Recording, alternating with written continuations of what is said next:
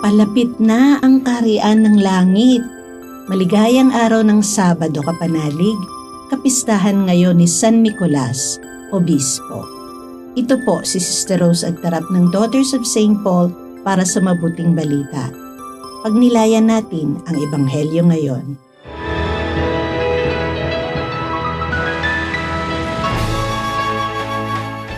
Nilibot ni Jesus ang mga bayan at mga nayon. Nagtuturo siya sa kanilang mga sinagoga, nagpapahayag ng mabuting balita ng kaharian, at nagpapagaling ng lahat ng sakit at karamdaman. Nang makita niya ang makapal na tao, naawa siya sa kanila sapagkat hirap sila at lupaypay na parang mga tupang walang pastol. At sinabi niya sa kanyang mga alagad, "Marami nga ang aanihin at kakaunti naman ang mga manggagawa. Idalangin ninyo sa Panginoon ng ani na magpadala siya ng mga manggagawa sa kanyang ani." Tinawag ni Jesus ang 12 niyang alagad at binigyan sila ng kapangyarihan sa maruruming espiritu para palayasin ang mga ito at pagalingin ang lahat ng sakit at karamdaman. Sinabi ni Jesus sa kanila, "Hanapin ninyo ang nawawalang tupa ng sambayanan ng Israel. Ipahayag ang mensaheng ito sa inyong paglalakbay. Palapit na ang kaharian ng langit. Pagalingin ang may sakit, buhayin ang patay, linisin ang mga may ketong, at palayasin ang mga demonyo. Ibigay ninyo ng walang bayad ang tinanggap ninyo ng walang bayad."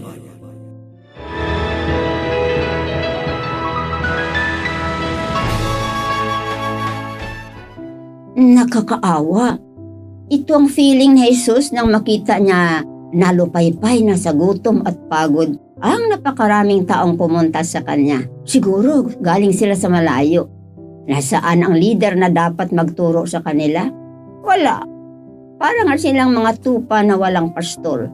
Sa sitwasyon natin ngayon, sigurado nakatingin si Jesus sa mga taong nagrarally at sumisigaw ng, "Mga kurakot, kulong na yan!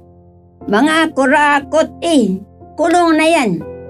Mga nagpoprotesta laban sa mga sakim na alagad ng pamahalaan na nagpapahirap sa taong bayan. Nakikita ito ni Jesus. Walang nalilingid sa kanya. Nakikita niya ang paghihirap ng taong bayan at naririnig niya ang kanilang mga daing. Ang mga alagad ng pamahalaan ay may authority na dapat gamitin bilang pagpapastor ng kanilang constituents. Sabi ni San Pablo, lahat ng authority ay galing sa Diyos at dapat tayong sumunod sa kanila bilang pagsunod sa Kanya upang umunlad ang bayan. May authority na ipinagkatiwala ang Diyos sa mga pinuno at mga alagad ng pamahalaan at pananagutan nila ito sa Kanya. Kaya, dapat lang tawagin ang pansin ng abusive authority.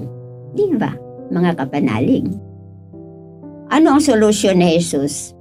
Inutusan niya ang mga alagad na magdasal upang ang Ama ay magpadala ng mga taong magpapahayag ng mabuting balita. At bakit? Kasi kung ang salita ng Diyos ay magiging kompas ng pagpapatakbo ng gobyerno, maging maunlad at masaya ang ating buhay. Ngayon, itanong rin natin sa ating sarili, ginagawa ko ba ang salita ng Diyos na kompas ng aking buhay? Nagfa-fast check ba ako once in a while kung nasa tamang direksyon pa ako? Manalangin tayo. Panginoong Jesus, Ikaw ang daan at patutunguhan. Bigyan mo kami ng lakas na tahakin ang tamang landas. Amen. Mga kapanalig, maraming salamat po sa inyong suporta sa aming misyon, lalo na sa mga donors at sponsors ng mabuting balita.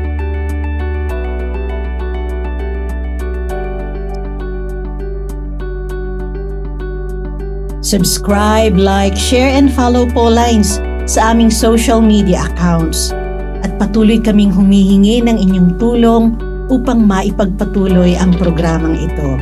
Maaari po ninyong ipadala ang inyong love offerings at donasyon sa aming donations channels. Makakaasa kayo na kasamang lagi ang inyong mga intensyon at kahilingan sa aming panalangin araw-araw. Ito pong muli si Sister Rose na nag-aanyaya sa inyong manalangin. Amang makapangyarihan, tulungan mo kaming makapaghanda sa pagdating ni Kristong iyong anak. Naway maratnan niya kaming naghihintay na nananabik at masayang nagdarasal sa pamamagitan ni Hesukristo kasama ng Espiritu Santo magpasawalang hanggan. Amen. We are here to provide a new way of communicating and proclaiming the gospel.